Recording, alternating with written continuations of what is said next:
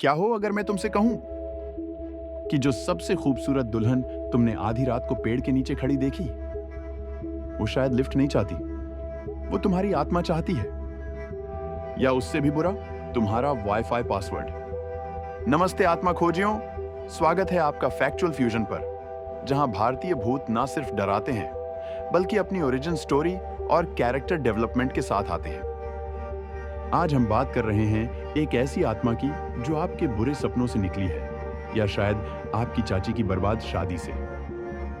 रहस्यमयी, रोंगटे खड़े कर देने वाली और अक्सर गलत समझी जाने वाली किचकन्या। आधा मिथक, आधा दानव और 100%। आज तो मैं बाहर नहीं जा रहा। सेगमेंट 1, किचकन्या कौन है? चलो नाम से शुरुआत करते हैं। किचकन्या, जिसे भारत के अलग अलग हिस्सों में चुड़ैल, चुड़ैल या किचकिनी के नाम से जाना जाता है। आमतौर पर एक बेहद सुंदर औरत, लंबे बाल, मंत्रमुग्ध कर देने वाली आंखें और उल्टी दिशा में मुड़े हुए पैर, यानी बिना म्यूजिक के भी मून वॉक कर सकती है। लेकिन क्या आप जानते हैं कुछ कम झात सच्चाइयां? 1, दर्द से जन्मी आत्मा।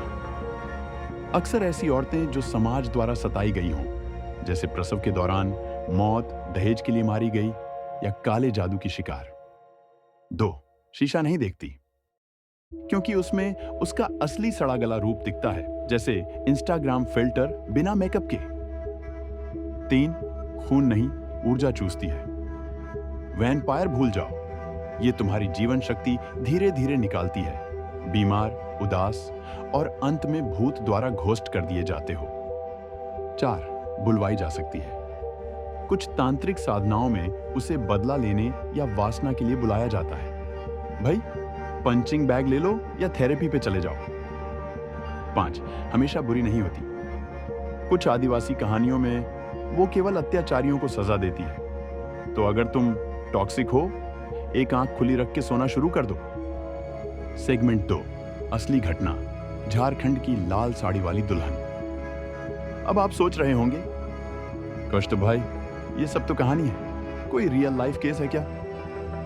स्थान, खुरसूता गांव, सिमडेगा, झारखंड। साल 2004।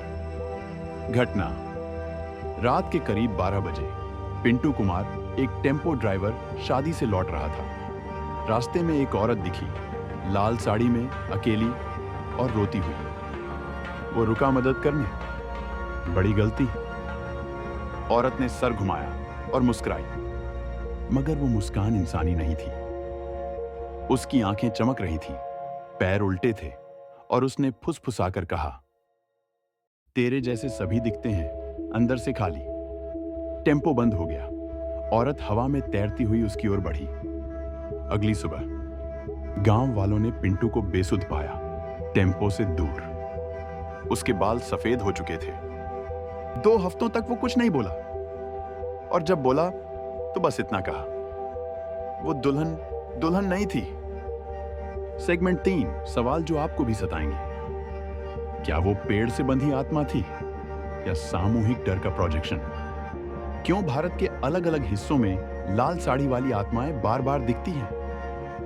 क्या ये कहानियां समाज में औरतों के सम्मान की रक्षा के लिए बनाए गए फोल्कटेल्स हैं, या अधूरी आत्माओं का अधूरा कर्म? और सबसे बड़ा सवाल, अगर किचकन्या जैसी आत्माएं सच में हैं, तो क्या कोई तरीका है उन्हें शांति से मुक्त करने का, या हम बस लुका छुपी खेलते रहेंगे? तो अगली बार अगर आधी रात को एक दुल्हन को पेड़ के नीचे अकेले रोते हुए देखो, हीरो बनने का नहीं, होशियार बनने का समय है। लाइक, शेयर और सब्सक्राइब करो फैक्चुअल फ्यूजन को, जहां भूतों को फैक्ट चेक किया जाता है, आत्माओं को स्टोरी आर्क मिलते हैं और चुड़ैलों के भी इमोशनल एंगल होते हैं। और याद रखो, भूत नहीं मारते, जिज्ञासा मारती है।